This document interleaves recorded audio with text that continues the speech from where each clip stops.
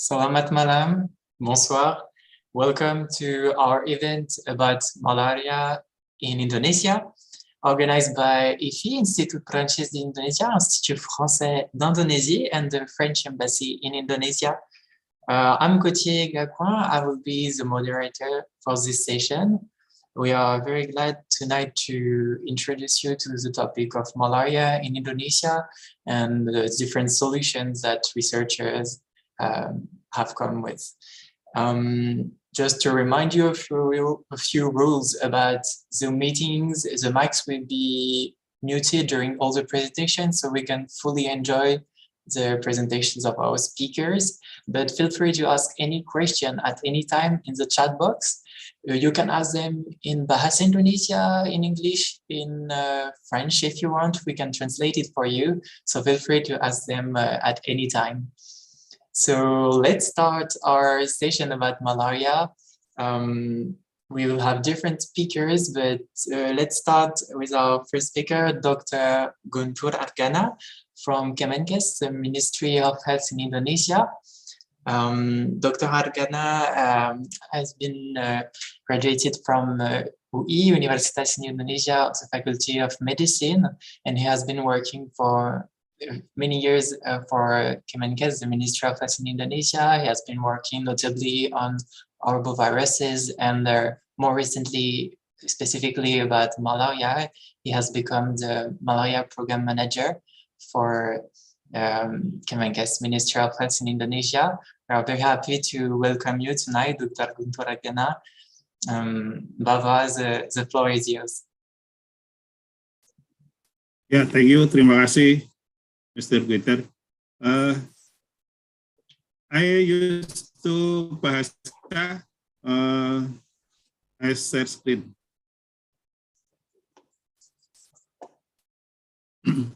Baik, Bapak Ibu sekalian, terima kasih atas waktunya. Kita cepat saja. Jadi ini adalah strategi percepatan eliminasi malaria di Indonesia. Kita tahu bahwasanya Indonesia adalah negara besar, negara yang luas, di mana secara bentuk adalah kepulauan, di mana areanya sampai 1,9 juta kilometer persegi. Lokasinya ada di 2 benua dan 2 lautan, ya, dan mempunyai karakteristik tersendiri. Ada daerah-daerah terpencil, daerah sulit, daerah pegunungan, dan daerah-daerah rawa-rawa dan lain-lain. Penduduk Indonesia ada 271.066.358, ya, tersebar di 34 provinsi dan 514 kabupaten kota. Terdapat 10.203 pelayanan kesehatan puskesmas dan ada 2.985 rumah sakit. Untuk kebijakan, strategi, serta milestone-nya, Bapak Ibu sekalian, kita sudah sepakat bahwasanya Indonesia harus mencapai eliminasi malaria pada tahun 2030. Tetapi karena ada kebijakan dari pimpinan bahwasanya tahun 2024 79% kabupaten kota Indonesia harus bisa eliminasi malaria dan tidak ada lagi daerah endemis tinggi atau APD di atas 5% pada tahun 2020. Itu tujuannya.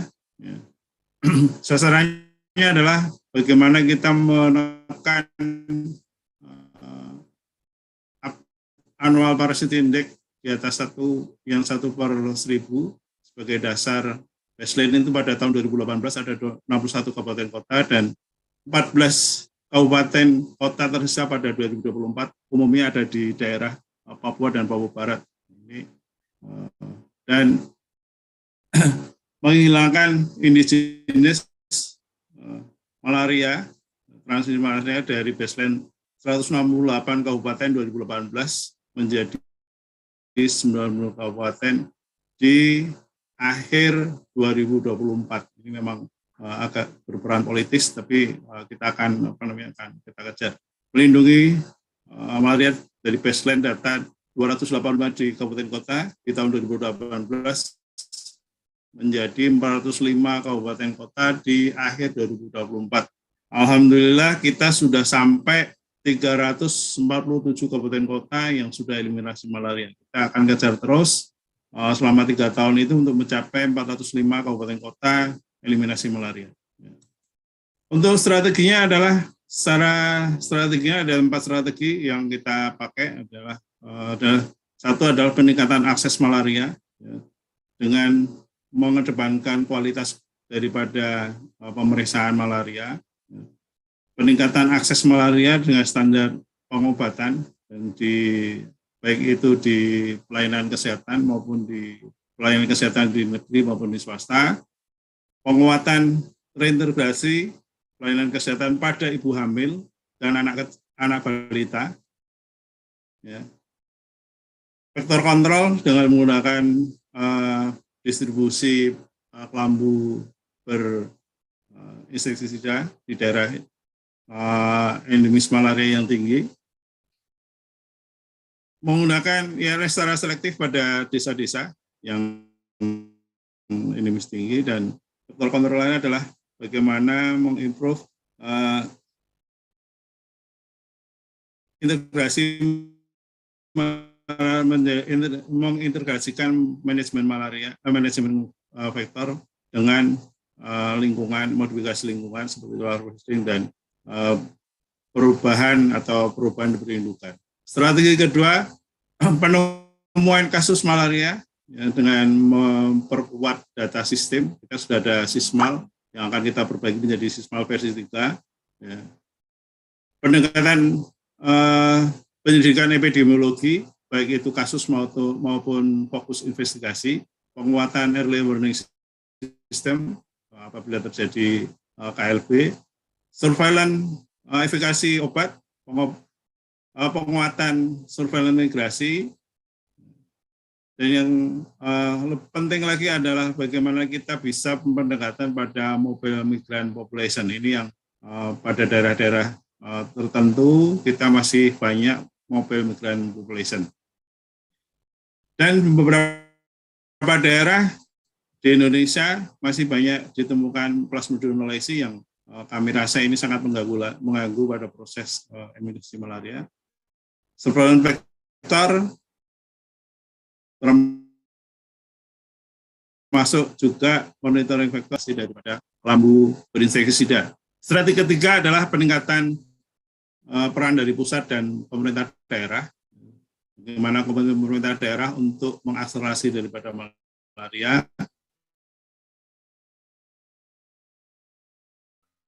Ya, dan juga bagaimana penguatan intersektor dan interprogram, ya, serta perubahan daripada perilaku penduduk. Strategi keempat adalah penguatan program manajemen. Penguatan manajemen pada subnasional ini sangat penting sekali. Ya. Kita tiap hari sekarang adalah bimbingan teknis secara virtual kepada kabupaten kota yang akan atau dalam posisi stagnan atau endemisitas rendah yang tidak maju-maju. Improve pada perbatasan cross border, koordinasi dengan negara-negara tetangga seperti Malaysia, PNG, dan Timor Leste. Ya, ini kita sekarang sudah berproses dengan Timor Leste. Untuk Malaysia itu tidak banyak masalah, yang nanti akan bermasalah adalah di PNG dan Timor Leste. Operasional riset untuk penelitian sebagai supporting untuk pengembangan kebijakan dan program. Bapak Ibu sekalian, untuk polisi, kita tahu bahwasanya Indonesia sudah tidak merupakan negara sentralisasi, tapi sudah desentralisasi, sehingga kita memberikan peran yang aktif pada teman-teman daerah untuk melakukan eliminasi malaria. Penguatan regulasi secara nasional, multisektor collaboration, terutama pada daerah-daerah yang daerah-daerah yang susah, ya. Forum rollback malaria, Improve community to improve in surveillance, diagnosis, and dot. Ini sangat penting sekali. Diagnosis mikroskop dengan menggunakan air maupun menggunakan diagnosis menggunakan mikroskop maupun RDT, dan khususnya PCR untuk suspek plasmodium. Dan kami akan mengembangkan juga untuk yang PCR ini, karena PCR sudah menjadi konsumsi. Maka PCR akan kita gunakan juga untuk yang untuk pemeriksaan orang-orang yang tanpa gejala atau submission. Ya.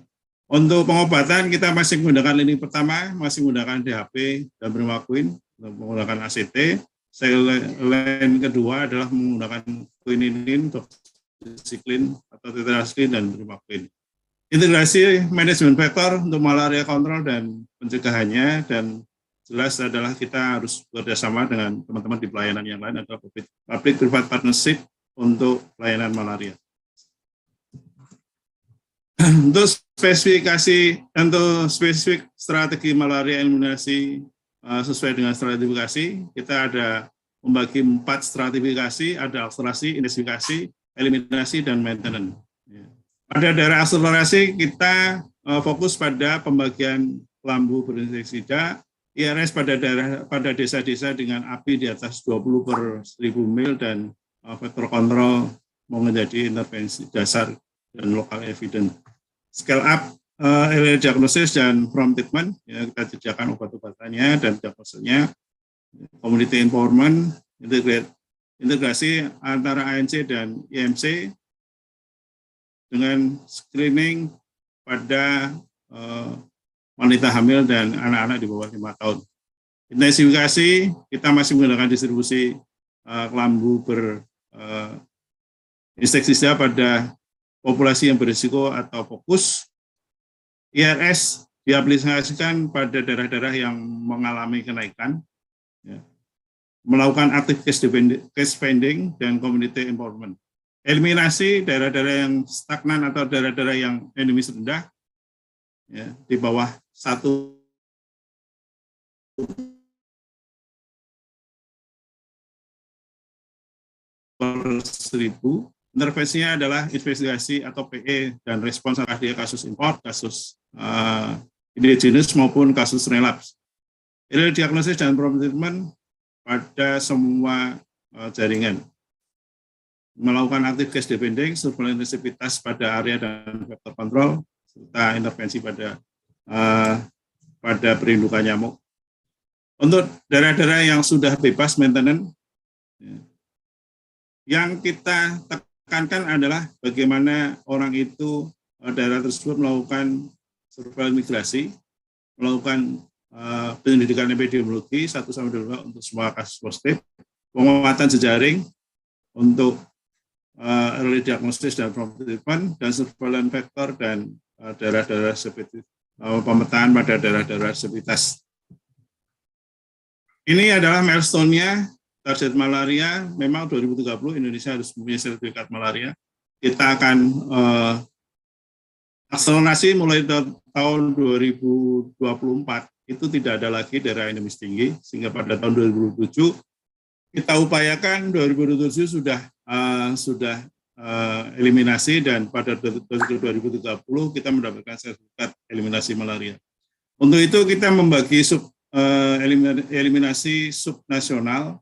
Kita per regional Jawa Bali 2023, Sumatera, Sulawesi, NTB regional 2025, Kalimantan, Maluku Utara 2027, Maluku NTT regional Maluku NTT 2028, dan Papua Barat 2029. Insya Allah ini juga akan kita rubah sehingga 2027 kita sudah ada penilaian endemisitas, status endemis pada daerah-daerah yang tinggi. Progres, Bapak Ibu sekalian,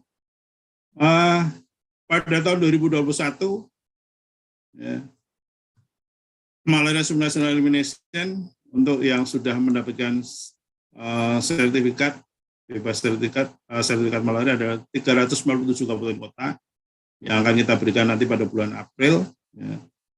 Untuk yang endemis rendah ada 127, moderat endemik 16, dan baik endemik ada 24, kalau nggak salah 25 deh. Subnasional eliminasi strategi inisiasi 2009 dan pertama distrik. Ya. Untuk regional, untuk Jawa Bali pada 2021 masih meninggalkan 4 kabupaten kota. Nanti akan kita kejar tahun 2022 ini mungkin masih tinggal 1 kabupaten kota karena kemarin sempat terjadi KLB di daerah Kabupaten Purworejo. Ya. Regional Sumatera, Sulawesi, NTB ini paling banyak kabupaten kotanya. Ya. Banyak juga yang status stagnannya, jadi masih endemis rendah. Ya. Ada 181 kabupaten sudah bebas malaria. Regional Kalimantan Maluku Utara ada 37 dari perlawanan kabupaten kota yang sudah eliminasi malaria. Yang menarik adalah ketika pada saat pandemi COVID-19 kemarin, itu daerah-daerah timur seperti Maluku Utara dan NTT, itu beberapa daerah kabupaten kotanya sudah eliminasi malaria. Tahun 2022 kita menunggu ada kejutan di regional Maluku dan Papua Barat yang sekarang kita masih identifikasi di beberapa daerah di daerah-daerah yang tinggi. Bapak Ibu sekalian, tren daripada malaria, case insiden, ya. Pada tahun 2010 sampai 2014 memang terjadi penurunan yang sangat tajam sekali. Ya. Tapi 2014 sampai 2019 penurunannya tidak tajam, ya, cenderung landai dan cenderung stagnan.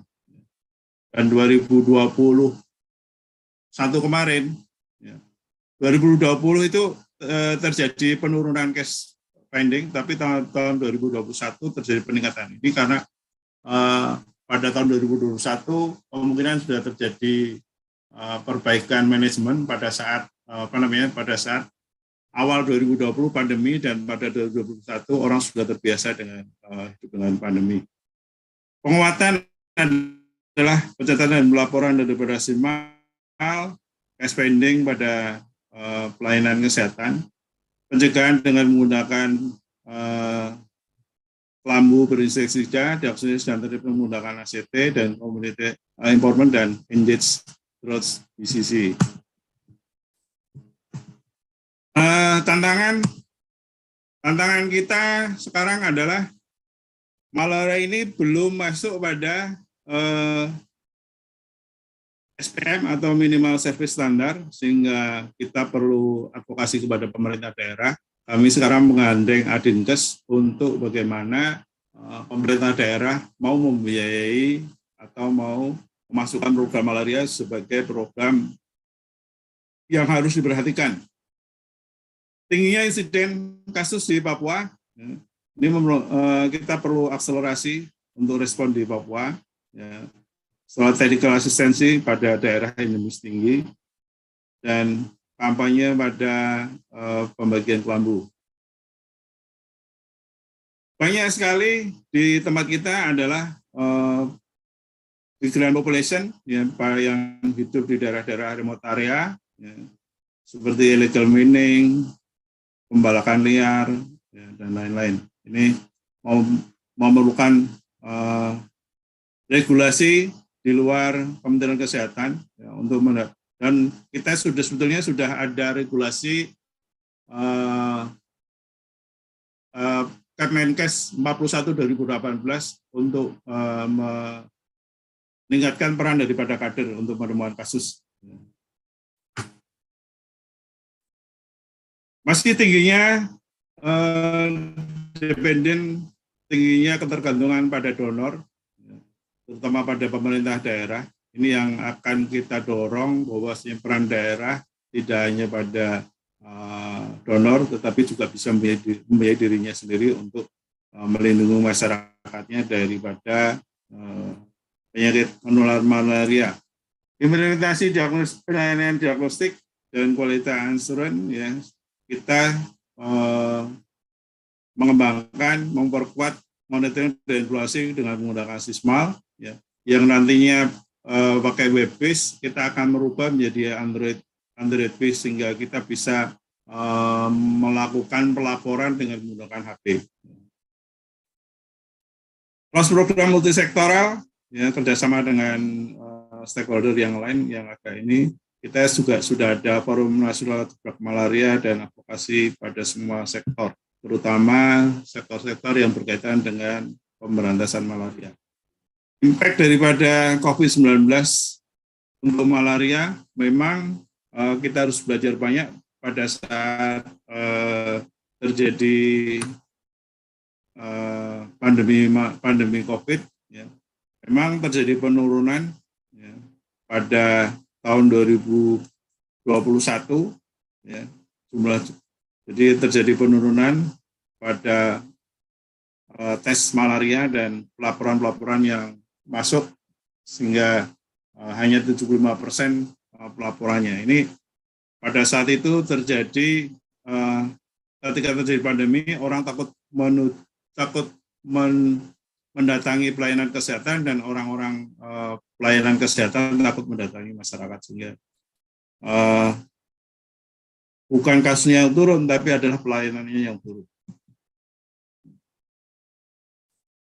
Assessment malaria, ya, surveillance untuk terjadi reduksi jumlah daripada case pending menjadi 40%, reduksi jumlah daripada kasus investigasi, ini kasus surveillance-nya.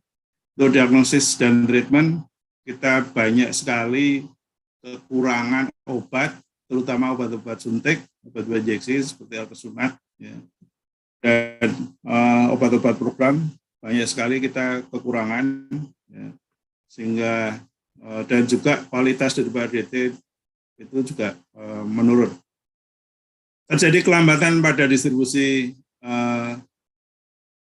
kelambu, sampai dari proses hanya sampai ke mana, ke kabupaten kota, tapi belum sampai ke sasaran. Ya, apalagi dengan tingkat keamanan di Papua yang sangat tinggi. Ya. Pelatihan dan supervisi, ya, kita akan menurun semua, program-program yang menurun. Ya. Akhirnya kita rubah semuanya menjadi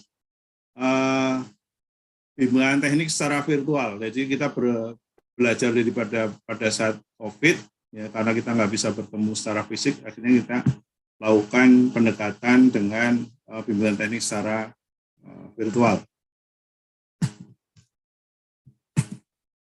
Best practice selama pandemik ini, kita sebetulnya sudah mengeluarkan protokol malaria, pencegahan malaria dan kontrol pada saat pandemi COVID, ya, ini sudah ada. Ya. Dan best practice lainnya adalah screening malaria bersama-sama dengan COVID pada semua tamu yang berasal dari daerah-daerah yang tinggi selama ini kita lakukan di daerah Purworejo. Ya. Pelatihan untuk tenaga pelayanan kesehatan, terutama dokter, ya, menggunakan blended dengan online platform, case investigasi untuk jadi investigasi kita menggunakan by telepon, ya, integrasi malaria screening dengan COVID-19 dan vaksin dan pelayanan vaksin. Best practice lainnya pada saat pandemi adalah pelatihan untuk case pending di desa. Kita menggunakan pada kadang kita menggunakan edukasi secara literasi untuk daerah Asmat dan Sumba. Pelayanan malaria dan screening ketika saat event PON, Pekan Olahraga Nasional untuk para atlet, kru dan tamu yang datang ke Provinsi Papua, ya, yang ketika pulang, dan koordinasi dengan multisektor untuk malaria, untuk perhatian dan screening dihubungkan dengan kegiatan PON 2020. Ya. Koordinasi dengan Menteri Dalam Negeri, ya, untuk bagaimana malaria itu bisa mendapatkan pembiayaan dari pemerintah daerah, ya, kita juga intensifkan virtual coaching untuk dari National Management Malaria dan National Committee Malaria. Ya, kita bersama-sama dengan Kopen untuk melakukan bimbingan teknis secara virtual. Dan hasilnya kita tetap melakukan verifikasi di lapangan, dan pada saat itu terjadi peningkatan, ya, yang tadinya target 20 kabupaten kota, kita bisa mencapai 29 kabupaten kota. Ini yang diapresiasi oleh pimpinan. Kesimpulan, ya,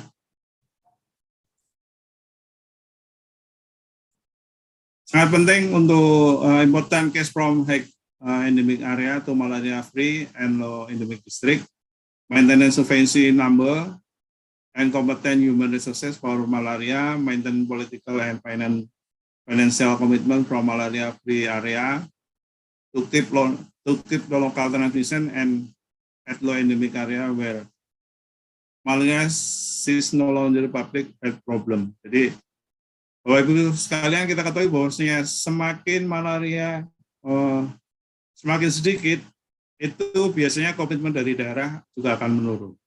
Ya, sehingga seringkali malaria terlupakan, dan ketika terjadi peningkatan kasus, daerah tergagap-gagap. Perlu modifikasi untuk intervensi pada populasi migran, ya, untuk, dan despite COVID-19 pandemic, MOH double target district to be assessed for malaria elimination. Jadi kita mendapatkan peningkatan untuk targetnya, ya. Dan digital transformasi untuk malaria program pada saat pandemi kemarin. Demikian dari kami, terima kasih. Kami akhiri, kami serahkan kepada moderator.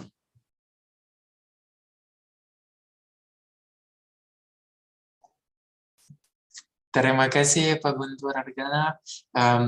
Thank you. We understand really, thanks to your presentations, the different strategies and policies of M.Kes to make Indonesia bebas malaria, free of malaria. And despite the COVID pandemic, we see that Indonesia remains strong to defeat this disease. So thank you very much for your presentation. That was very inspirative. I just want to remind everyone that you can ask questions in the chat box in French, Indonesian, English, as you want. As we will move to our next speaker, Dr. Argana from WHO. Dr. Argana has graduated from USU Medan and University of Queensland, Australia, from Public Health and Epidemiology. Dr. Argana has also been a National Officer for Communicable Disease Control and Prevention, Health and Nutrition for UNICEF for 10 years, approximately, in Banda Aceh. And for more than 3 years, Dr. Argana is now the National Officer for Malaria and Vector-Borne Diseases Control and Prevention at WHO Indonesia. Thank you very much for being with us tonight, Dr. Argana. We are very happy to hear the word of WHO about this so important fight against malaria in Indonesia.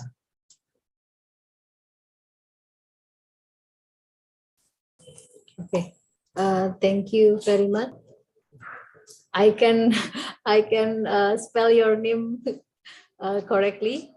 So thank you very much for the invite to invite me here to speak on behalf of WHO Indonesia.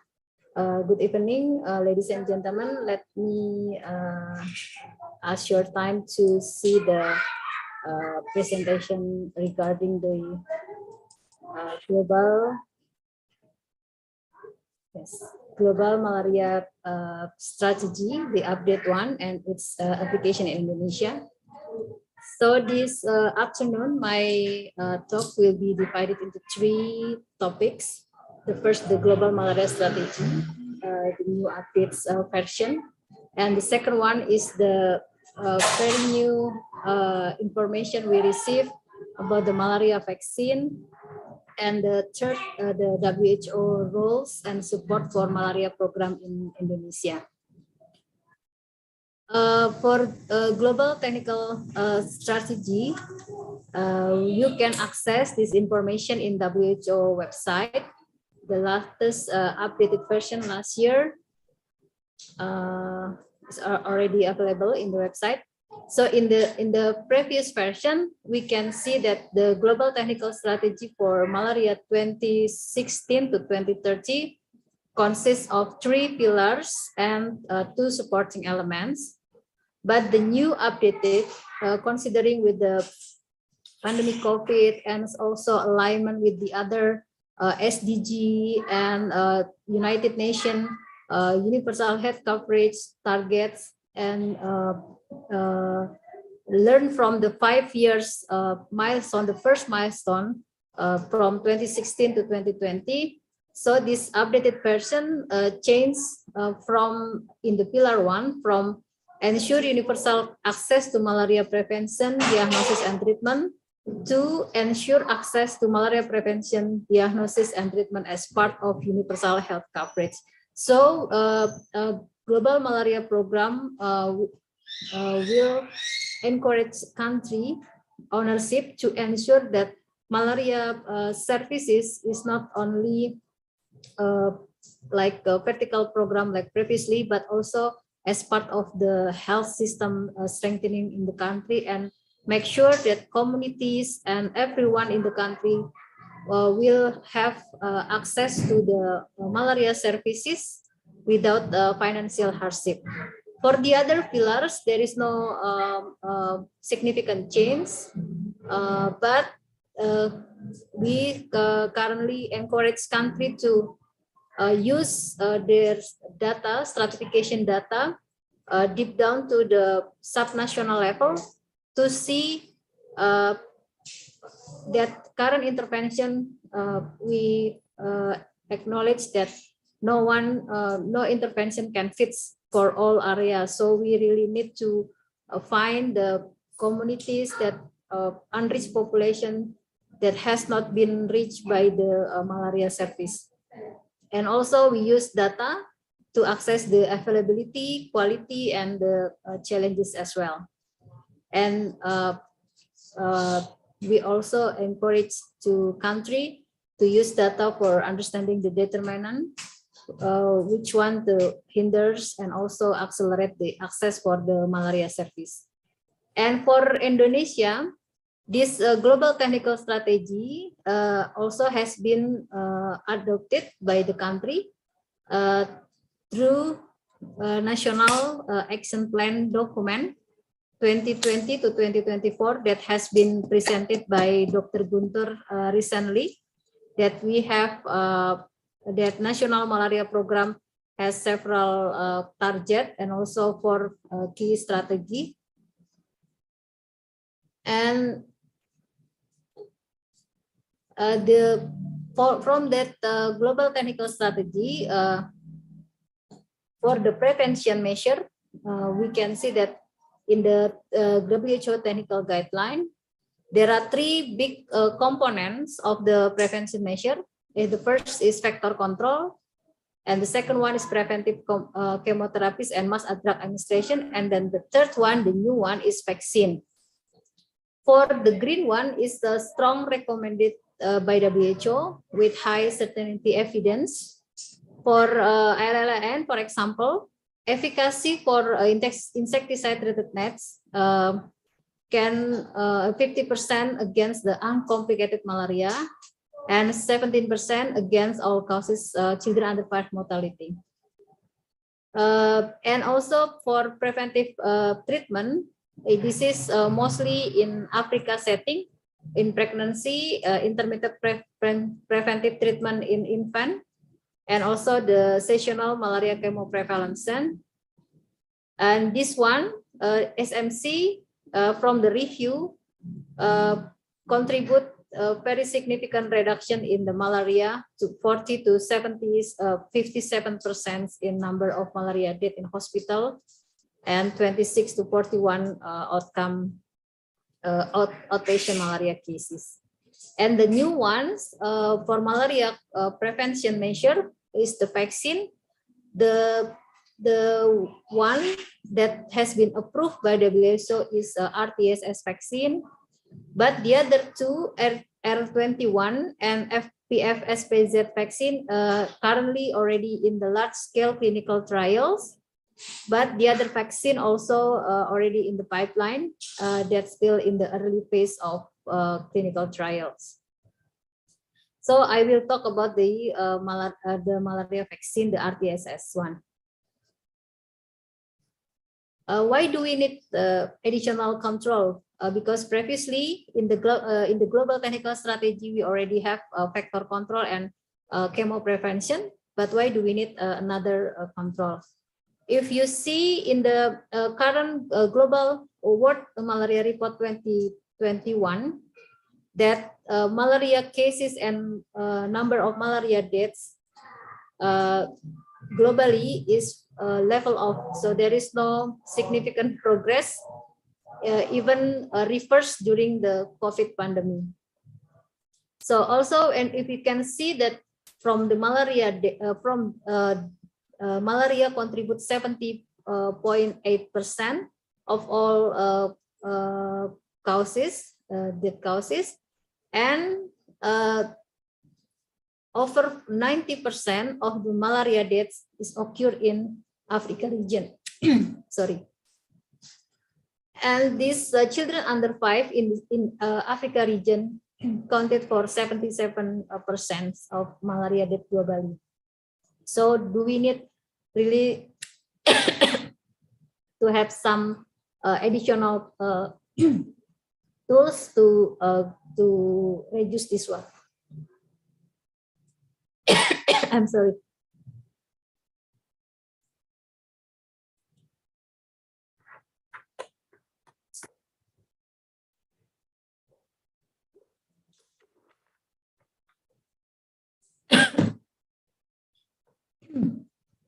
So I will talk about malaria vaccine now. The latest WHO guideline just released last month about the Rtss vaccine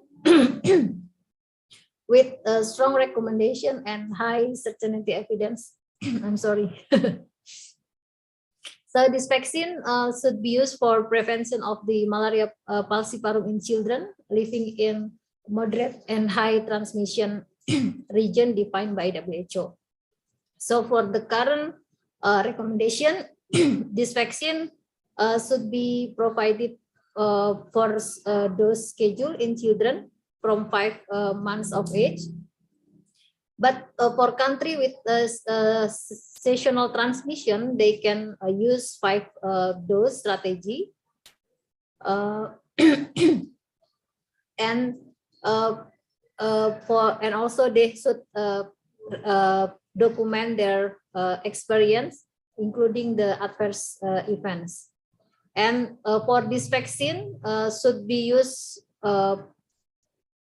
comprehensive with other control strategies. So not only use this vaccine alone to control the malaria in one area. If we see the this Rtss vaccine has been developed for over 30 years, developed by first 84 by GSK and Walter Reed Army. And in 2015, European Medicine Agency issued positive opinion based on the report of clinical trials in 11 countries in Africa by giving 3rd doses from children aged 5 to 9, and the 4th dose 15 to 18 months later with efficacy 39%, and has mortality impact but there is an issue, meningitis and cerebral malaria reported in that clinical trial phase 3. That's why in 2016, WHO recommend to conduct a pilot for introduce this vaccine in selected area. And 3 countries, Ghana, Kenya, and Malawi, interest to be to implement this pilot vaccine. And starting 2019, the malaria vaccine implementation program roll out in 3 countries. And after 3 years implementation in the country, last year October, WHO recommends the widespread use for Rtss, and Gavi board already agreed to fund this Rtss vaccine rollout December last year. For this one, you can download this document in the WHO website to see the report of this vaccine journey. For WHO recommendation, this is quite take a long time. So from 3 to 5 years piloting program in 3 countries, there are 3 objectives. The first is to characterize vaccine safety, because in the first clinical trial phase 3 report, there are issue with meningitis and cerebral malaria, and also mortality in girls more than the boys. So with this implementation program in 3 countries, the first objective is to evaluate this safety issue. And the second one is to evaluate the vaccine impact on severe malaria and all-cause mortality. And the third objective is to see the programmatic feasibility for 4 doses in the routine immunization. So from this picture, we can see there are several activities in the vaccine program implementation in 3 countries. There are 3 evaluation safety data using sentinel hospital surveillance, pharmacovigilance, and also GSK also conduct the phase 4 safety research. And for impact data using community-based mortality surveillance and also surveillance sentinel in hospital, and feasibility assessment also to see the cost effectiveness and utilization of the health services, etc. So now we are in this phase. After 3 years, there are a report for in the WHO website for the 3 years implementation of this piloting vaccine. So what is the malaria vaccine? I will not explain detail in this one. But the current malaria vaccine pipeline, many types of vaccine developed. The first generation is Rtss, this one that has mechanism to inhibit the sporozoite infection. Also R21 also working similarly.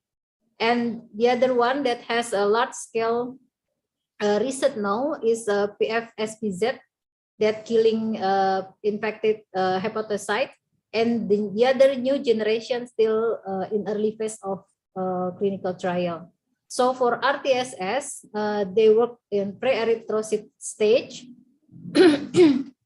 and also they induce falciparum circumsporozoite protein to trigger the humoral and cellular immune response. And this Rtss vaccines aims to reduce mortality in children with severe malaria. Currently, only one company that produced this vaccine, GSK, the developers, and now they already submitted for WHO pre-qualification, now under review by the WHO pre-qualification teams. And how about the implementation of the malaria vaccine in routine immunization program? you can see in the 3 countries, the piloted areas, this Rtss vaccine given in the children 6 months, starting 6 months every month for the 1 to 3rd dose, and 50th month later for the 4th dose. In Malawi, they starting at children at 5 months age. And this vaccine binding vaccine, and then the adjuvant given intramuscular injection, storing also similar with the most routine vaccine in the routine program, 2 to 8 degrees Celsius. So from the evaluation, the 3 years evaluation in the 3 countries, the first question is whether this vaccine is safe or not. So from the data analysis in the 3 countries related to meningitis, so incident rate ratio, admission rate for children with meningitis in the implementation area and compression area is 0.81, and odds ratio for patient with probable and confirmed meningitis also no significant difference between implementation area and comparison area. And for cerebral malaria, the incident rate ratio 0.77 for rate admission to hospital with cerebral malaria, and for other severe malaria also incident rate ratio 0.70, and this one for admission rate to hospital with cerebral malaria with the broader definition also not significant difference between implementation area and compression area. And for mortality by gender, mortality ratio in the vaccine eligible age 0.93, and mortality rate in girls 0.90 and boys girls 0.98 and boys 0.90. Relative mortality ratio between girls and boys 1.8. So also there is no significant difference in terms of mortality ratio in implementation area and compression area. So the immunization expert group and malaria policy advisory committee in the global in WHO headquarters conclude that no evidence of a causal relationship between Rtss vaccine and the 3 potential safety signals, cerebral malaria, meningitis, and mortality by gender has been found. And this is to ensure the first finding in the clinical trial phase 3 reported by GSK previously. So this vaccine considerable safe. So the second question is whether this vaccine have a good impact. So in terms of mortality and morbidity from this vaccine can be found that 1 life can be saved for every 200 children vaccinated, and they contribute to reduce 40% in malaria episode. And in terms of reducing severe malaria, this vaccine contribute reduction by 30% in admission, incident admission with severe malaria. For hospital admission with positive malaria case, also this vaccine contribute to reduce by 21%.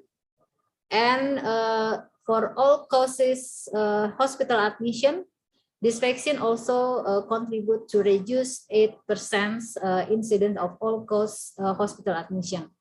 So the immunization expert group and malaria policy advisory committee conclude that this vaccine has beneficial impact.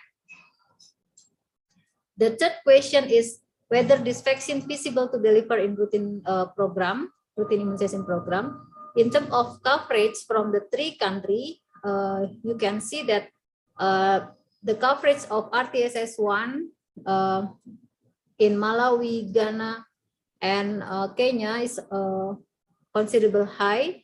There also have challenge with COVID. In Ghana, there are stock out of vaccine because of the shipment, delay shipment. And also in Kenya, there are health worker strike. So the coverage vaccine in this time episode is quite low. And from the study also, this vaccine no reduction to on uptake with the other vaccine for children under 5.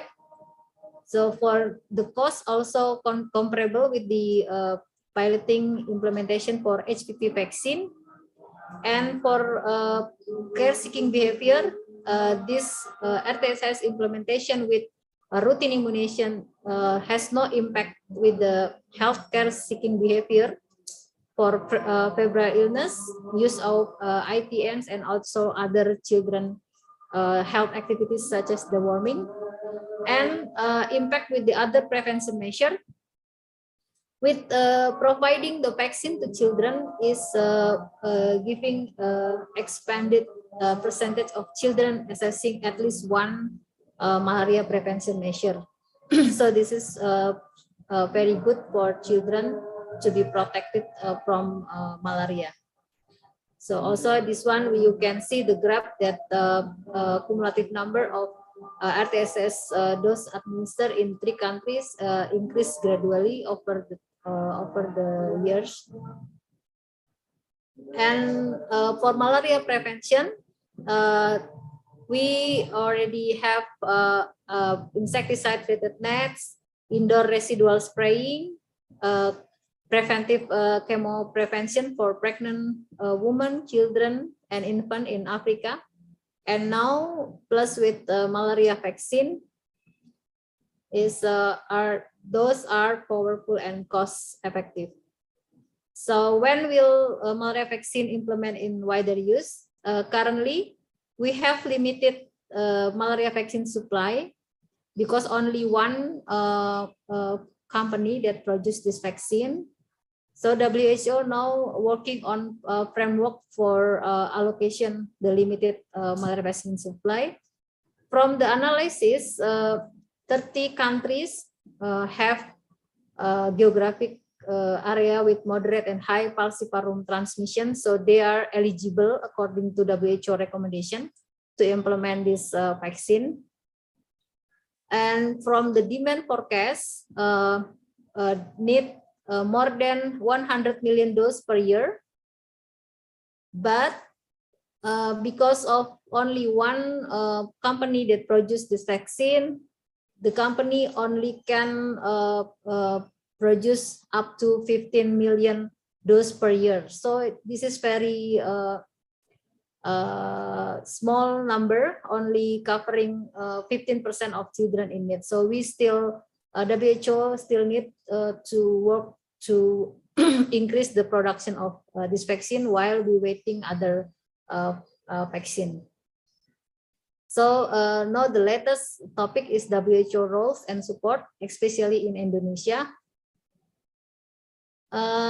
For Indonesia, we support the National Malaria Program or the government of Indonesia to achieve malaria elimination. Our roles is to translate and adopt a WHO global recommendation into local policy. So we support the development of national policy, guidelines, manuals, and also we support the MOH to generate evidence for policy development through research, assessment, and review. And also we provide technical support to countries for monitoring and assessing the malaria epidemiology and intervention. So there are many reports and also research or assessment conducted by NMCP, the National Malaria Program, and WHO in Indonesia in the recent years that can be accessed also in WHO or malaria website of MOH. Thank you very much. Over to you. Thank you very much, Dr. Argana, for this presentation. And great presentation. We can see the different actions of WHO, and actually your presentation about the vaccines also give us hopes about the futures, and we also see the challenges that remain to make this vaccine available for everyone.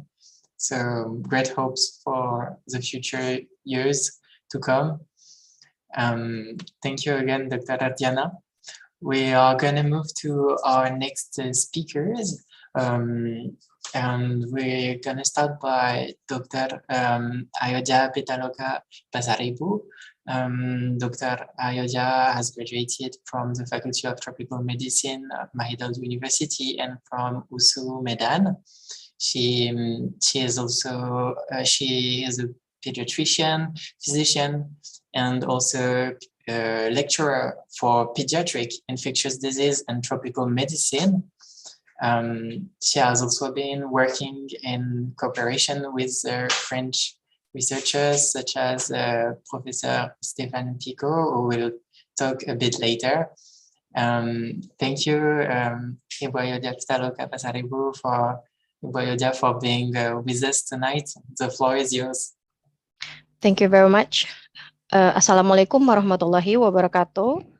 Good afternoon, everyone. Thank you for having me here. And I would like to thank Prof. Gascoigne, I hope I pronounce it right, and colleagues from IFI for the invitation. First, let me share my slide.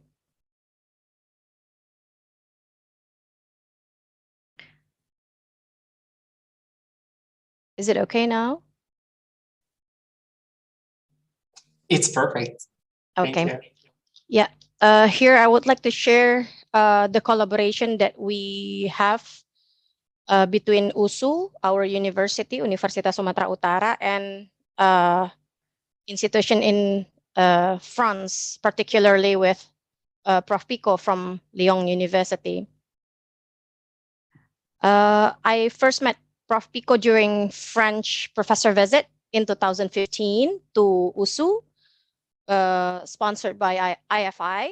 And after that, after the meeting, I contacted Prof. Pico through email and discussed about possible collaboration.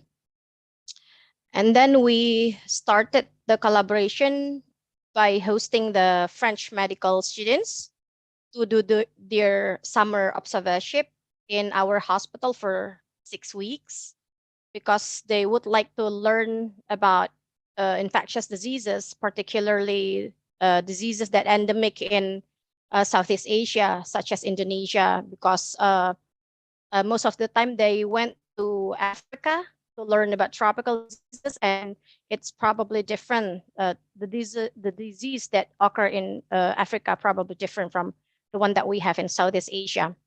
So we have been hosting the French medical students for 6 weeks of observership for 3 consecutive years. And this is the picture of last 2 students that we have with us before pandemic. It's in 2019.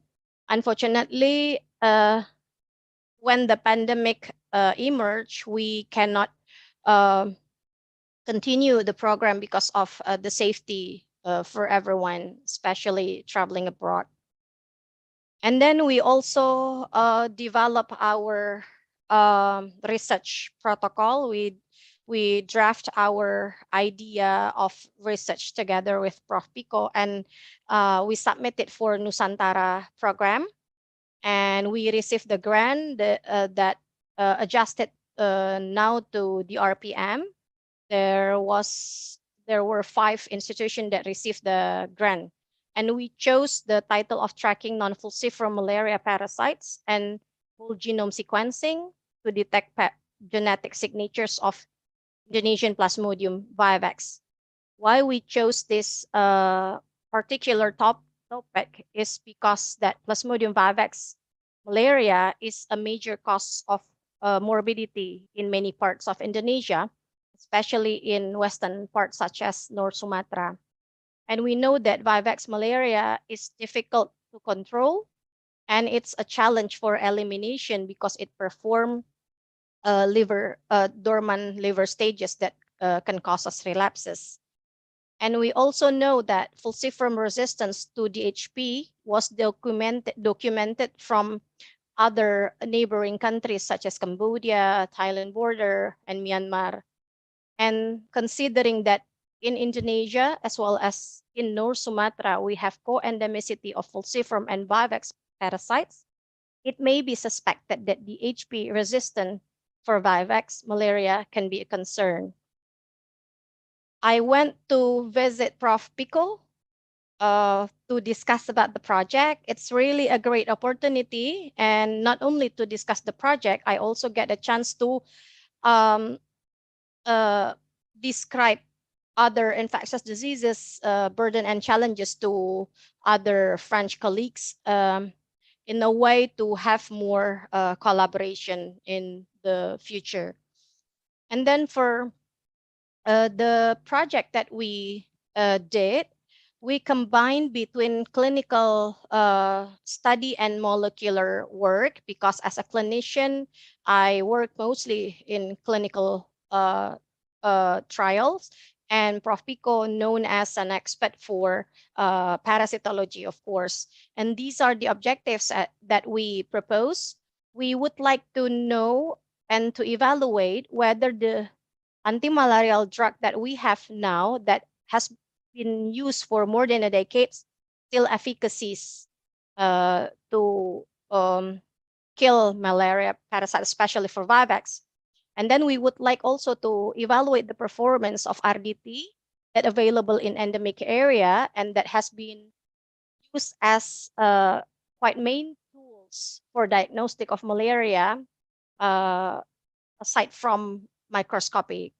And then we also have objective to collect blood samples from Vivax malaria patients at the time of admission, and also to obtain whole genome sequencing and look for Vivax resistance if possible. Prof. Pico will later describe the result of molecular work, and I will tell you all about the result of our field study. We enroll about 100 positive Vivax patients, and we follow each patient for 28 days. And we found quite surprising result that we still have like high percentage of the patient has delayed parasite clearance on day 2, and some of them also has early treatment failure and also late treatment failure, and 6% has a reappearance of the parasite on day 28. These were all based on field microscopy result, of course. And then we compare it with PCR. Prof. Pico can explain about that more. But the field work can give a warning to us that actually there is sign of DHP resistance in Vivax malaria. And then we have to be very careful. If this resistance emerged, then we don't have any other options for our first-line treatment of anti-malarial drugs. And then we also evaluate the performance of RDT that available in the field compared to field microscopy. And we found that the RDT that available is quite sensitive and has high specificity as well, and can be alternative of diagnostic aside from microscopy. And it's also in line with the theory that mentioned that higher number of parasites will increase the positivity rate of the RDT. I think this is my last slide. I would like to let you all know that malaria is still a burden in Indonesia, and with Plasmodium vivax as predominant species, especially in low endemic areas such as North Sumatra, this will be a challenge for elimination. Therefore, monitoring of the effectiveness of anti-malarial drug, both clinically and using molecular technology, is needed to be done regularly to detect signs of resistance. And then by having this collaboration, I learned that research collaboration is a way to improve capacity building, not only for individuals, but also for its own institutions. And it's also lead to another collaborations. We started with research, but then it developed to have another collaboration in education. I think that's a good thing to do for everyone. I think that's all from me. Thank you very much. Thank you very much, Dr. Ayodhya, for this very inspiring presentation. And as you perfectly introduced, I would like to give the floor to Professor Stéphane Picot, who works at the University Claude Bernard in Lyon, Lyon 1. He is an expert of epidemiology, as Dr. Ayodhya said, and he has also been welcoming Baba Ibrahim bin Said, who is a lecturer and who is doing his PhD with Professor Stéphane Picot. They will speak after one another. Thank you to both of you, Professor Stéphane Picot and Baba Ibrahim bin Said, for being with us tonight. Thank you very much. And Selamat Malam. I will share my screen.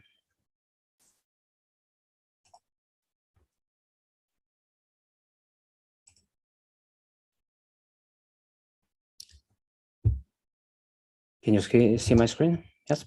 Okay, perfect. Yes. So, Selamat Malam. My name is Stéphane Picot. I am a medical doctor at Lyon University Hospital, and I have a long-standing history of collaboration with Indonesian colleagues that started approximately in 2000. I'm sorry,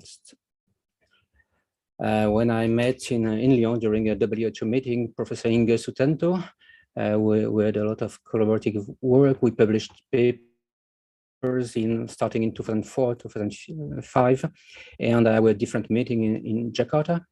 A few time after that, I met Dr. Pramita, who invited me to the first Indonesian-French seminar in medicine and public health. This was a very successful meeting, very interesting, and I met very many colleagues from Indonesia.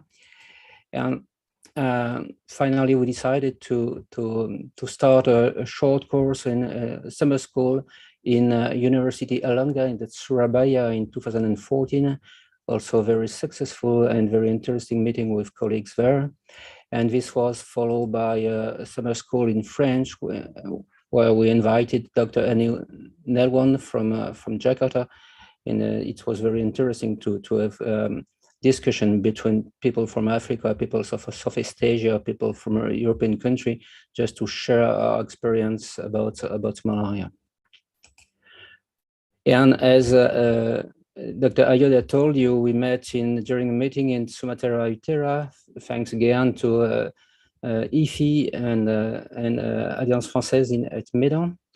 And starting from that meeting, as Ayodhya already told you, with this agreement for medical students, I can say that all those medical students were very happy to work with Dr. Ayodhya. It was a very interesting time for them, and they came back with a lot of star in their eyes when they are speaking about Indonesian and Indonesian people. So it was very successful, and we followed with that Nusantara program. Again, thanks to the sponsor.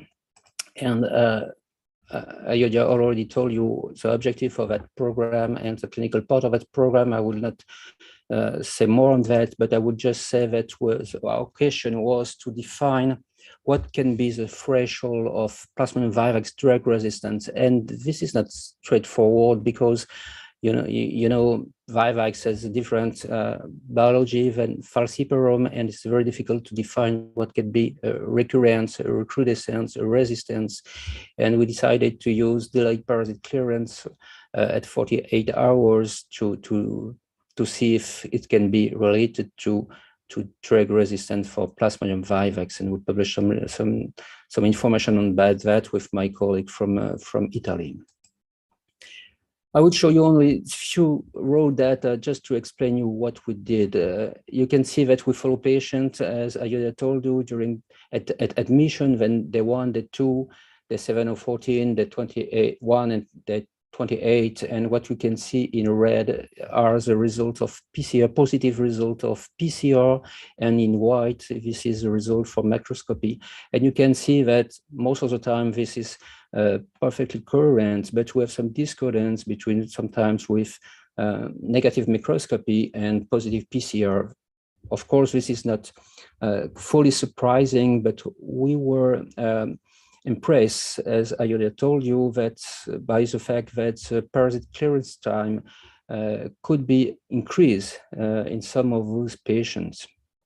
And this is a very strange warning, because resistance of Plasmodium vivax to ACT is not that known in the world. So we decided to look for potential resistance marker of vivax, resistance marker in vivax genome, and we tested autologous of P. falciparum K13, which is well known.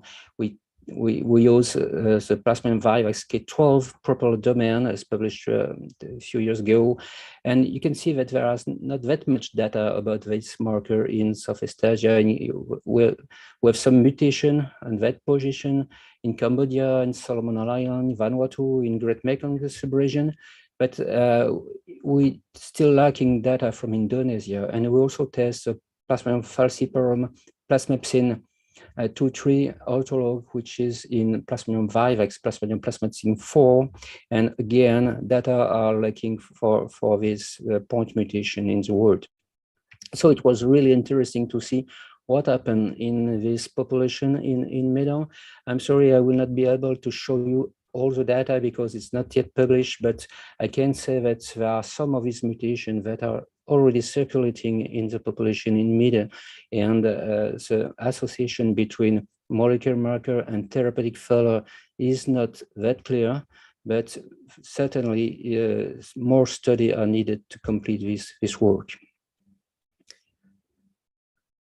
So what we can say from that study is, one of the points is, since one ACT may be associated with a molecular marker of resistance, it could be interesting in the future to provide different ACT treatment as a first-line treatment, just to make some change between seasonal transmission, for example, and of course always associate primacrine. And of course, the monitoring of these actions should be implemented using the anti-malarial stewardship program, which is an interesting perspective, what probably need to be more developed for malaria elimination.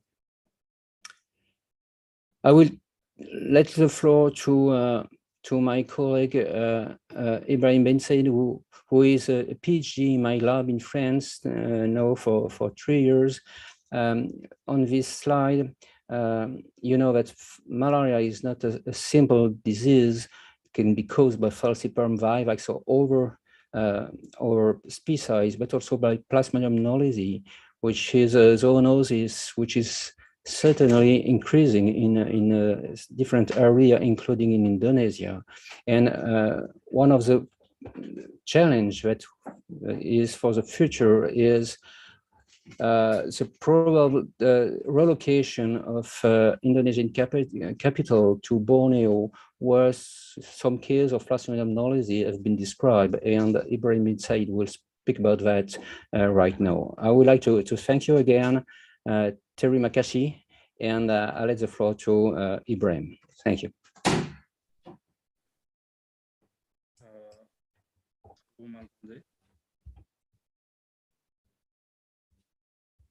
Est-ce que vous m'entendez? Okay. Merci. Thank you, Professor Pico and Evie, Ambassador from Jakarta, expert and researcher in the field of malaria, as well as distinguished participants. So I will share my screen.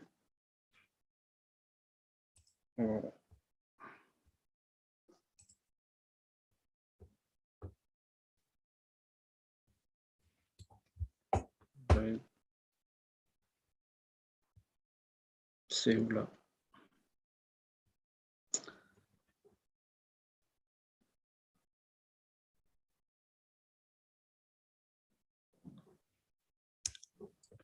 La touche verte en bas.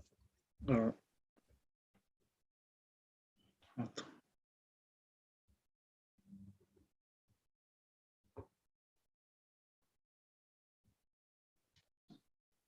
Est-ce que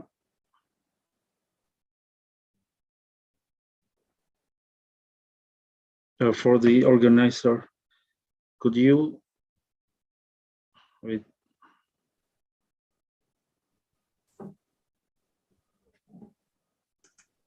Is it possible for you to share the screen? As Professor Pico said, you have a little screen, a green button. Does it work for you? Okay, wait. I think I cannot share my PowerPoint. Could you offer the control for the share screen, please? Actually, you are, oh, perfect. It's, oh, no, wait, you are actually host, so you should be able to share it. Okay, wait. Maybe we can share it. Yeah, perfect. We can share it and perfect. C'est bon? Okay. Okay, as a newcomer looking in this domain, normalement je pars trop lent, but I will try to faster. On this occasion, I will present about Plasmodium knowledge, a malaria parasite that deserves attention. Next slide, please. Malaria caused by Plasmodium knowledge is an emerging disease normally carried by long and pigtailed macaque and transmitted by mosquito group Anopheles lycospirus. The geographical range of Plasmodium knowledge is limited by distribution of the mosquito vector and simian host. As you can see here in this map, the distribution of malaria knowledge case cumulatively reported in several countries in Southeast Asia. Almost all countries have been reported of Plasmodium of the malaria knowledge. From this map, it can be seen that 10 countries have reported malaria caused by knowledge infection, and the most cases was in Malaysia, more than 20,000 cases, and thousands of cases were reported when there were no local transmission of malaria from other parasites, of course. While in Indonesia, as you can see here, there were 543 cases reported. Next slide, please. In Indonesia, the first known case of knowledge malaria was reported in 2010 in South Kalimantan. 1 year after the Ministry of Health established malaria elimination program 2013. Due to the relatively new type of malaria, which is zoonosis, as well as being found in the mostly endemic area, and relatively minimal facilities, making the diagnosis of knowledge malaria rather difficult to distinguish par rapport compared to other type of parasite, especially through microscope. The data present this time were taken from published article and annual reports. Next slide, please. Plasmodium knowledge is the 5th species of Plasmodium that can cause malaria in human, as Professor Pico said. This type of malaria originated in Southeast Asia. In general, life cycle of knowledge wasn't different compared to other Plasmodia, but the species has shorter erythrocyte cycle, which is 24 hours. The sexual phase of knowledge in the vector is about 10 days at 25 degrees Celsius, So we need a factor that has relatively long lifespan or equal to the Plasmodium malariae factor. In Indonesia, no cases of severe malaria caused by knowledge have been reported based on published article. However, this malaria zoonosis can be as a threat if the patient is in the emergency state as shown in this table. Next slide, please. The uniqueness of knowledge is the difficulty of identification using a microscope. Other commonly used tests are rapid test PCR, particularly nested PCR, and LAM. The series of drugs commonly used for knowledge are artemisinin as well as chloroquine and mifloquine. But in Indonesia, the treatment based on the suggestion of Ministry of Health, just like as Plasmodium, just like as falciparum malaria. Next slide, please. Regarding the Indonesian biotope, in terms of knowledge cases, among 4 common species of Anopheles confirmed carrier of Plasmodium knowledge in Southeast Asia, which is Anopheles laten, balabacensis, Kraken, and Introlatus. Anopheles balabacensis carrier of Plasmodium knowledge has been reported and confirmed in Indonesia. In terms of 4 hosts, Macaca fascicularis and M.Si were confirmed positive for knowledge in Indonesia. The distribution, as you can see here in both maps, the distribution of factor and hosts in the Indonesian archipelago is fairly uniform in almost region, with the exception, mostly in the eastern Indonesia. Next slide, please. The data on this graphic show that there is an increasing trend of cases of knowledge cases in Indonesia. If we refer to Malaysia, where the first natural case found and the concern aroused by zoonosis earlier than in Indonesia, then the increase in positive cases of malaria knowledge in the coming years is inevitable, as well as described by Dr. Herdiana last year. There are 3 reasons lead to increasing case of knowledge malaria. First is decreasing human malaria cases and awareness of present Plasmodium knowledge. Second, loss of community immunity to human malaria. It means cross immunity Plasmodium vivax. And the third last, forest land use change people closer to the macaque and factor of knowledge. Next slide, please. If we compare again from the regional point of view, the area that report the most cases of malaria knowledge in Malaysia are Sabah and Sarawak, as you can see here on the diagram. More than 70% total case of knowledge malaria in Malaysia came from Eastern Malaysia, which is still the same island with all the province in Kalimantan. Same island is mean Borneo or Kalimantan, we call it. And that we consider also the new capital city in Nusantara located. So it's not exaggeration if there is a potential risk or potential increase of knowledge cases in Kalimantan in the future. Although in several published articles, the most cases reported was in Sumatra. Next slide, please. It will be the last slide. It seems that Kalimantan will be an area where many cases of malaria knowledge are found. The assumption is reinforced by the article, by the Shearer 2016 article, As you can see here, the potential risk in Kalimantan is more than other area in Indonesia. However, even though all the potential risk of increasing noisy cases, the 2030 elimination target by the MOH, personally, I am pretty sure that it will be achieved if there is fast cross-cutting movement, especially the local government, as happened in the Bangka Belitung province, that has been success. 6 of 7 districts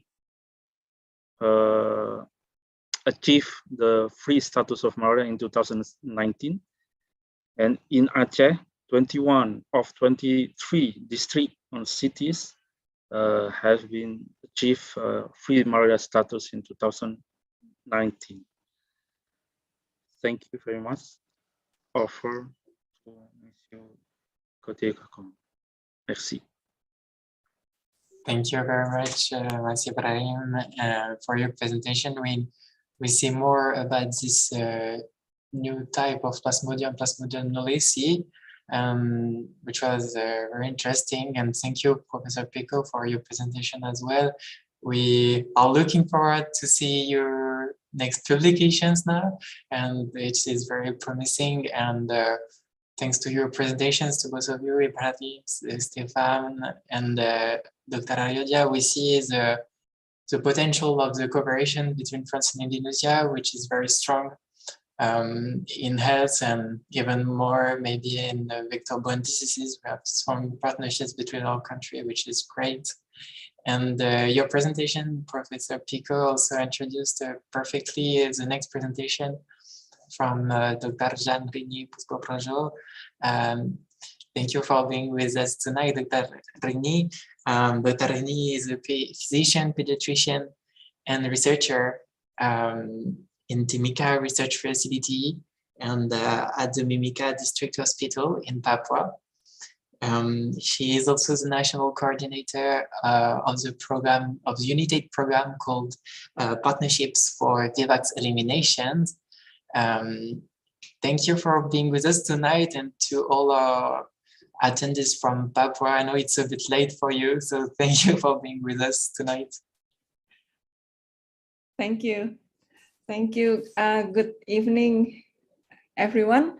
First of all, I'd like to thank the IFI for inviting me to share our research works in Papua. So I'd like to share my screen. So, So for today's presentation, I would like to focus on our research works on finding a safe and effective strategy to deliver primaquine treatment. And it's mostly because it will be associated with our current plan study, implementation study funded by UNITAID in terms of implementing 7 days primaquine treatment, which has been supported by the Ministry of Health. And also, just for information, that Dr. Aryodia is also one of the principal investigators from Indonesia, and also Professor Inge. So it's quite a small world. I'd like to take you to Timika, Papua. We are a very high malaria endemic area with the parasite incidence of more than 300, and we are located here. As Dr. Aryodia has already mentioned that, back a little bit, 50% of our malaria infection is due to 5X. And with 5X, we have huge challenges to eliminate the infection because, again, it has the ability to form hypnozoites that can relapse without new infection. And also the only anti-hypnozoites available currently is primaquine treatment, which has to be given for 14 days.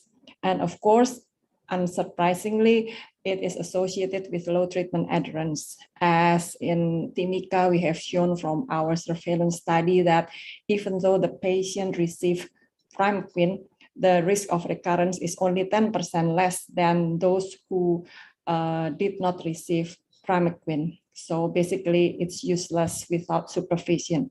So we have informed the local policymakers and stakeholders about the magnitude of the problem of 5X malaria in Timika.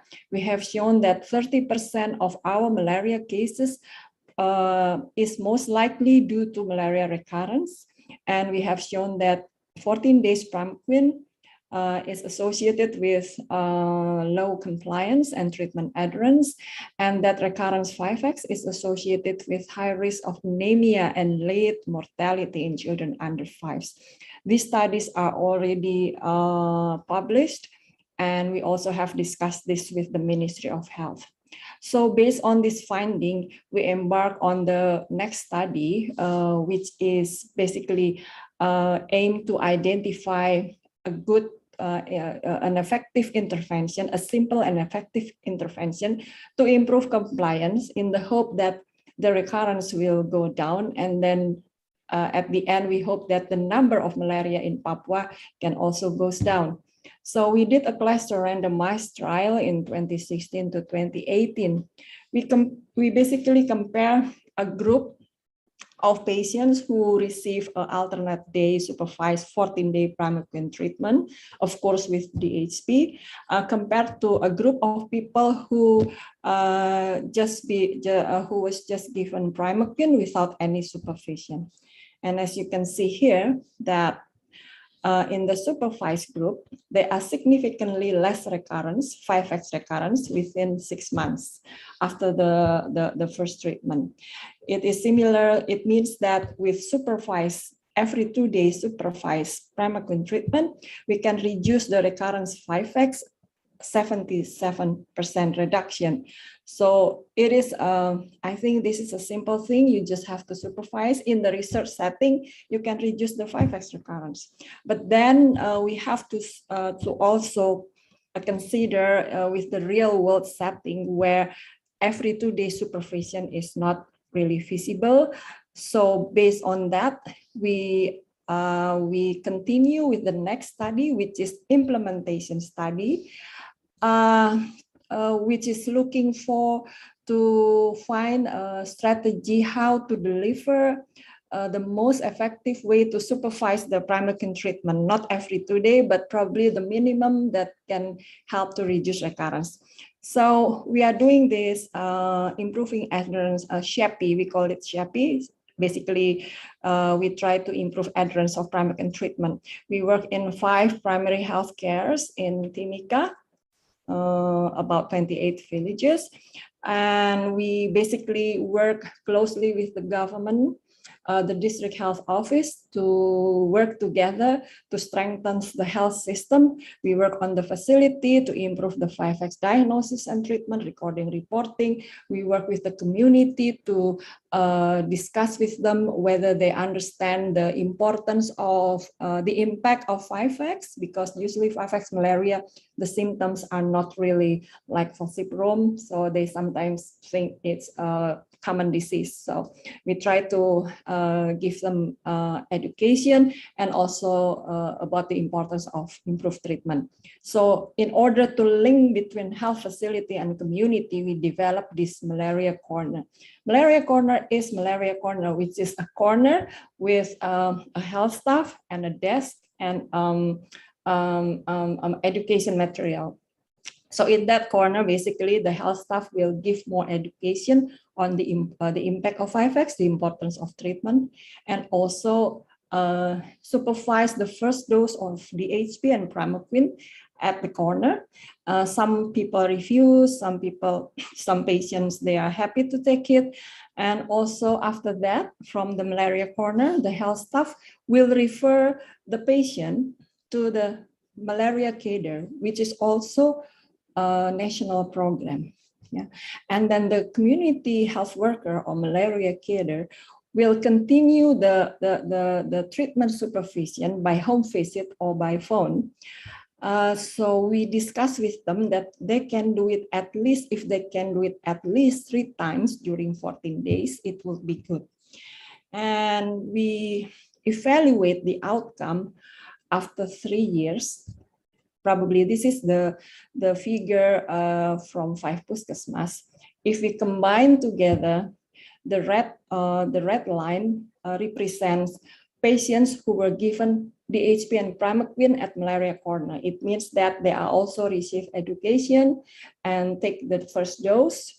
It seems that when the patient take the first dose at malaria corner of primaquine, they are less likely to have recurrence in the first 2 months. Yeah.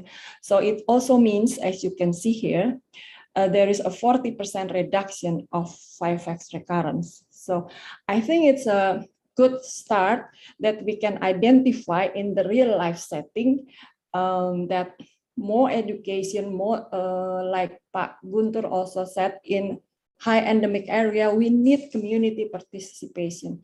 I think this is part of strengthening the community and also to improve the community participation. And I hope it will work in the later, in the future.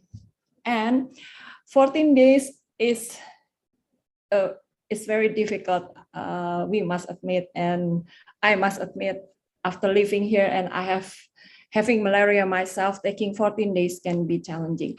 So there is a new study which also Dr. Ayodia is one of the investigators, a multi-center randomized placebo-controlled non-inferiority trial comparing 7-day high-dose primaquine with 14 days high-dose primaquine and those without primaquine. Yeah, as you can see quickly here, that there is the efficacy to prevent malaria recurrence in the first year after the first treatment is similar between 7 days and 14 days. Yeah. So we think that, I think this is a good news. Yeah, clinical studies have shown that, and it's also safe. There are some slightly higher abdominal cramp because primaquine can cause that, but it can be alleviated by food. Yeah, I think it would be good. So we are looking with United funding and MMV, we are looking to see whether 7 days primaquine, like the 14 days primaquine we did, it can be implemented in the real life setting.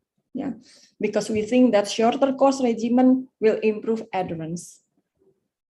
So our next project in Indonesia, with the support of the Ministry of Health and the local government, we are looking to see the feasibility of high daily dose short course primaquine, which is 7 days. And also we would like to introduce G6PD testing for the radical cure of 5X malaria. I think this is the first time. We will be doing in 3 sites in Indonesia, in Timika, in Hanura, and Tanjung Ledong. Hanura is Prof. Inge, the investigator, the lead investigator, and in Tanjung Ledong, Dr. Ayodia. So this is a collaboration of Indonesian investigators and the Ministry of Health, in the hope that with this implementation study, so we are not doing any clinical study anymore. So we would like to see whether introducing a new concept in health system will work. And of course, we will identify the challenges. But of course, the aim is that if it is feasible, we would like to implement primaquine as part of the program.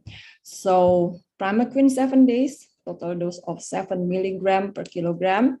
With G6PD testing, we would see the feasibility of new tools, because with this primaquine 7 days, we would like to use a quantitative G6PD, which is, of course, I think is a quite interesting feasibility study, because it will be carried out not in only health system, but in the limited resource setting. So I think it would be a very, very important study, how we can apply this. So, and also we would like to revitalize the pharmacovigilance capacity with a simple way with, for instance, monitoring the urine color by health worker and community health worker on day 3 and 7, and also establish referrals if hemolysis happens. Of course, with G6PD testing, we hope that only G6PD normal patient receive 7 days primaquine, but we always have to be vigilant about the possible adverse events.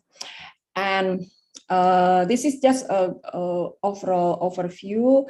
And we are looking in Timika particularly because the current G6PD test, qualitative G6PD test, is relatively easier to implement than quantitative. We are just looking whether primaquine 7 days is safe. If we gave this to patient with G6PD activity more or similar to 30%. So to sum up, we now have evidence accumulating, not accumulating, in Timika we have evidence that malaria corner with providing patient education and early clinical review reduce the risk of recurrence, and high dose 7-day primaquine might be an option because it may improve adherence. And with this implementation study, we have to be we hope that we are able to evaluate its feasibility, and also we can introduce the G6PD testing in the existing healthcare system. And lastly, we would like to revitalize pharmacovigilance system, not only for primaquine, but we use primaquine as an example, but also basically pharmacovigilance should be done in other treatment drug. Okay, I think that's my last slides. Thank you. Back to you, Gaushon. Good. Terima kasih, Dr. Rini. Thank you very much for your presentation. It was very fascinating to see your results in Timika. Such important results, and we see the importance of what could bring a 7-day treatment. And it was also very beautiful to see your cooperation between Indonesian researchers, as you mentioned, with Dr. Argana in Sumatra, Prof. Sutanto, and you in Papua. It's very beautiful. And we see also the cooperations with Argana and Prof. Pico with France and Ibrahim. So thank you very much for these beautiful presentations. We are going to move to a quick question and answer session. So let's start by a question, maybe for Dr. Argana. We had several questions about your fascinating presentations. Maybe we can start by this question about the different tools we have to fight and the cost-effective tools. It's a question from Awaludin. Is there any preventive therapies for pregnant women in Indonesia? Is this applicable if implemented in Indonesia? I'm sure Dr. Argana and Dr. Rini can also answer this question. Dr. Argana, do you want to answer this first question about pregnant women and therapies? Okay, thank you for the question. Currently in Indonesia, we don't have any preventive therapy for pregnant women because if you see in the WHO guidelines, the drug used for preventive treatment is SP, sulfadoxine pyrimethamine, and in Indonesia is has been resistant for years, and malaria burden in pregnancy, maybe Dr. Rini can also provide input, but based on the routine reporting system in the SISMAL, in malaria information system, from data 2019 to 2020, pregnant woman positive malaria is about 2.8% among the all malaria cases in women. So quite a significant percentage of this one, but currently we don't have any preventive therapy for pregnant women in Indonesia. Maybe Dr. Gianrini, that has many study in pregnant women, can also add this one. Thank you. Thank you. Thank you, Dr. Herdiana. Shall I go ahead or? Yes, please, Dr. Yeah, okay, thank you. Yes, currently, as a policy, we don't have intermittent preventive treatment for pregnant women. But in Timika, Papua, we are now doing an implementation study of implementing intermittent preventive treatment in pregnancy using DHP. Yeah. This is also based on the clinical trial that was done back 3 or 4 years ago that shows that the IPTP with DHP reduce the risk of malaria during pregnancy and at delivery by 70% compared to the current national program. And so this is still an implementation study, so it's not a policy yet. It is only implemented in a very high malaria endemic area like Timika with the EPI more than 100. So currently it is only in Timika. Thank you. Thank you for this information, Dr. Nani. Maybe we'll move to a question from, thank you all for your very interesting question. We'll try to answer them all. Maybe we'll answer this question from Maria. Good night, I'm Maria Ferdinand again from Timika, Papua. And Maria is wondering if when we talk about malaria vaccines, is there any plan to give malaria vaccine, especially in Papua at the moment, or do you think when could it arrive in Papua? Dr. Herdiana, do you have any insight to, or Dr. Lima? Yeah, thank you for malaria vaccines. Based on the last discussion with the National Malaria Program, actually, National Malaria Program Indonesia interest to implement this one, but as I mentioned before, that because we have limited supply now with demands very high, so WHO's starting 2023 after the pilot in 3 countries will implement in wider countries, but we're still working on supply to increase the supplies of malaria vaccine. But currently, I and MCP also working to analyze the data whether we or Papua is eligible to be like moderate and or high transmission defined by WHO. There are several category criteria for define that our area is eligible for vaccine or not. Thank you very much. Thank you for your answer. Maybe we have a question for Dr. Argana from Rtss. I don't know if you want to answer it in Bahasa or in English as you want. Rtss is wondering if how often and how important are the resistance to how it occurs in patients with Plasmodium vivax. Yeah, how important is the resistance in clinical appearance? I think that's the question, yeah. Yeah. Probably. Yeah, in terms of the HP, if we are talking about the HP or dehydroartemisinin piperacin, we're talking about the drug, anti-malarial drug that can eliminate parasite in the blood. So if there is resistance on DHP, it means that the parasite in the blood cannot be killed. So it means that the parasite will keep like consuming the erythrocytes that will cause the pale and more pale for the patient, and also cannot resolve the fever. The symptoms cannot be resolved.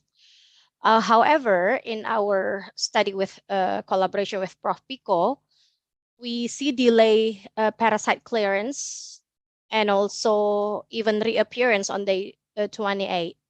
But it's not in line with the clinical appearance. So there's no clinical symptoms. Patients was well, but unfortunately, the parasite appeared in the blood smear.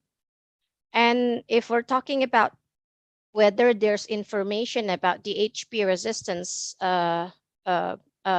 based on PCR, I haven't found any study that found any resistance of DHP for Vivax malaria, but there are studies that mentioning about chloroquine resistance for Vivax, but not for DHP. I don't know whether Dr.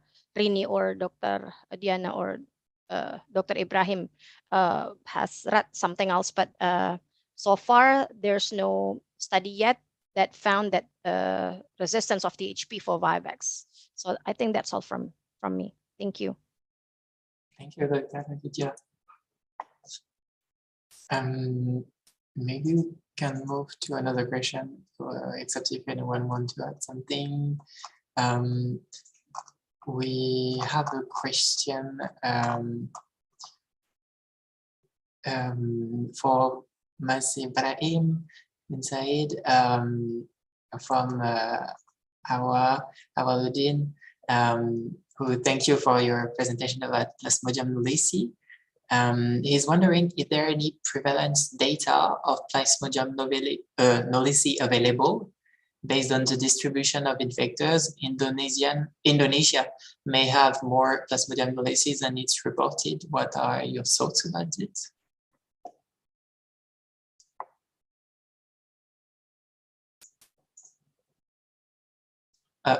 Ibrahim, your mic is muted. Okay, thank you. Thank you. Thank you for the question. Based on the published article, I'm quite sure that, I don't know, maybe Dr. Guntur can correct me, or from the MOHA. But in 2020, it said that the percentage of knowlesi cases in Indonesia, 0.002 or 3. So is at that time it will be more than 500 cases, if that exact number of percentage of knowlesi cases in Indonesia. So it's not quite different based on the published article and reported annual report from the MOHA Indonesia. Is that answer the question? Or? I think it's perfect to answer the question. Thank you, Ibrahim. We have another question related from our, maybe I don't know if Dr. Argana want to answer it, or Ibrahim, which is about the impact of this Plasmodium knowlesi. Could it interfere with the malaria elimination target by 2030? Do you think it could interfere? And is this Plasmodium knowlesi taken into account into this program? Yeah, thank you again for another question.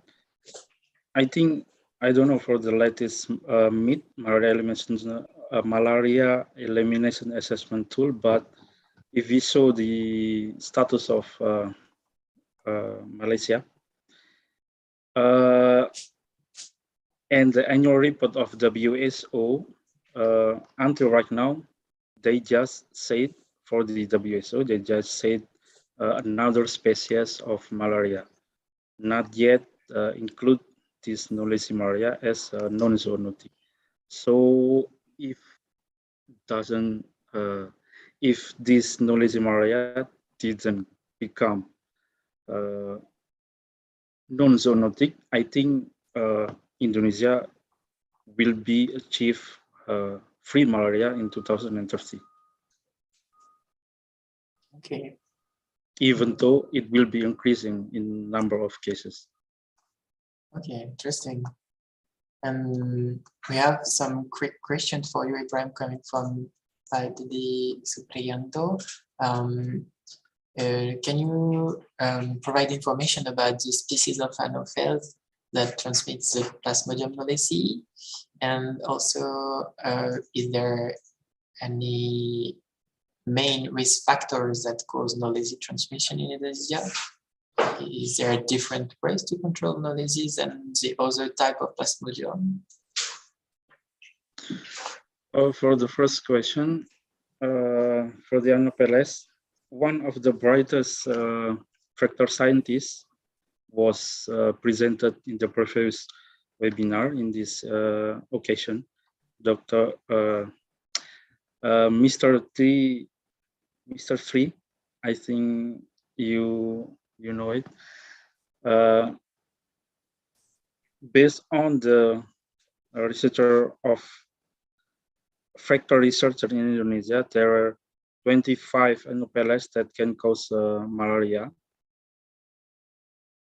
And as I present in my diapo, is only Anopheles balabacensis latent kraken intralotus that can be found. Even though in 2013 or 2018, there are an article that say Anopheles dirus, one of the another type of Anopheles that carry the Plasmodium knowlesi. But in Indonesia, it's only one type of Anopheles that confirmed has DNA of Plasmodium knowlesi, which is Anopheles balabacensis. Okay. Okay, interesting. And the last question from Dedi is there human-to-human transmission at this time? I don't think in Indonesia there are no kind of human-to-human transmission. Okay, thank you, Mas Ibrahim. We have another question coming from Didi Daryanto. Maybe for Dr. Aryoja or Dr. Reni, I don't know. It's about did it read in a journal that we discovered Plasmodium in goats in Purworejo. Is there a possibility that mammals such as cows or buffaloes could be hosts of Plasmodium? What do you think about it? Because in urban areas where there are no cattle farms, there could be malaria cases are almost non-existent. Is it related to rural areas? So can mammals could hold this Plasmodium? And I don't know if Dr. Yodia or Dr. want to answer this question.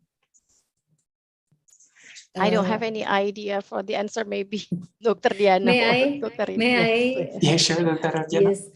Yeah. Actually, for finding the Plasmodium in goat is possible, because if we see that for factors, there are many Anopheles that we call zoophilic, so they prefer to bite animals rather than the human. But many in Papua, the malaria factor Anopheles, I forgot the name from Papua, is they can bite either human or in the animal. So, but if the Plasmodium can develop in cow or goats or mammals, for the time being, I never read that. But for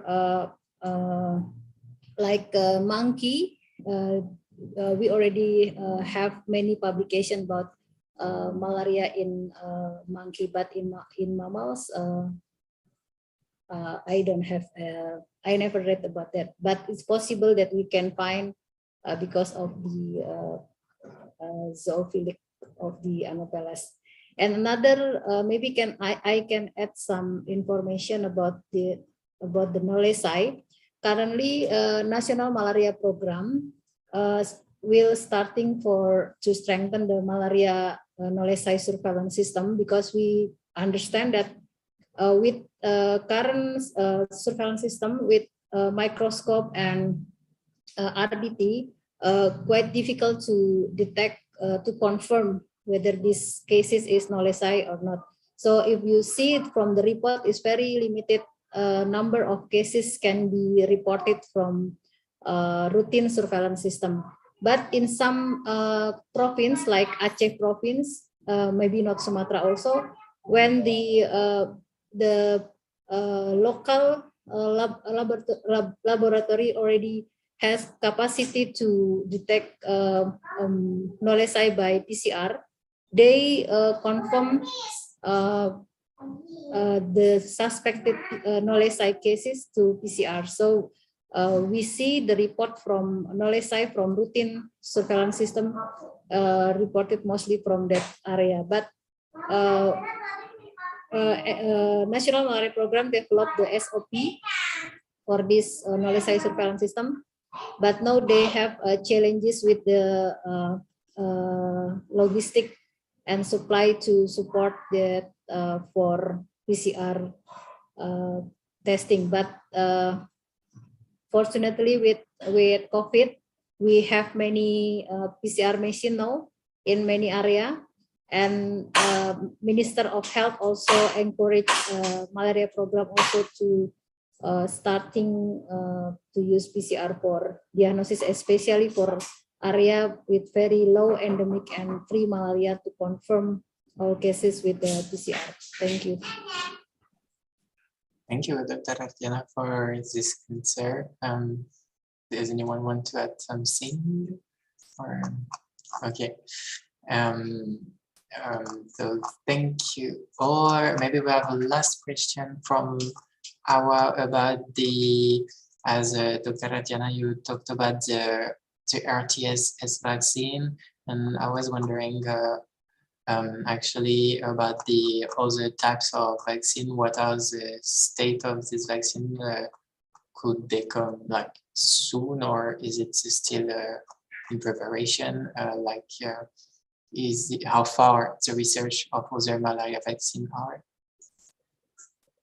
Yeah, for from what I read from the WHO document, for other vaccine like R21 and PFSVZ, no, they are still in the clinical trial phase 3. Maybe we can get them in 5 years from now. So we hope the study can result in very good efficacy, and also can contribute for reduction of malaria cases or transmission. Because I heard that for PFSVZ, they aims to reduce the transmission in the community. So we hope this can accelerate the elimination, malaria elimination in high burden country, while Rtss is to reduce the mortality in the severe malaria. So they're two different objectives of those two vaccines. But we maybe in the next 3 to 5 years we can get that result. Thank you. It brings hopes to the fight against malaria. I would like to thank you all. I think we answered all the questions. It was a pleasure to have you all tonight, and if we can keep a word, you all had great presentations, and I would like to add what you all said, that the fight against malaria is by working together between researchers, and as Dr. Ragni also said, by working with the communities to teach and with education to help them fight malaria. And so thank you all. We have been from very different places in Indonesia, Papua, Sumatra, Java, and also from France, Ibrahim, Rosa Pico, and all our attendees. Thank you all for these great meetings. just to remind you you can follow our YouTube channel and our social media to have the different next events. We also made an event last month about dengue. If some of you want to find it on YouTube, it's possible. So thank you all again, and see you soon maybe for our events, and stay safe. Bye bye all.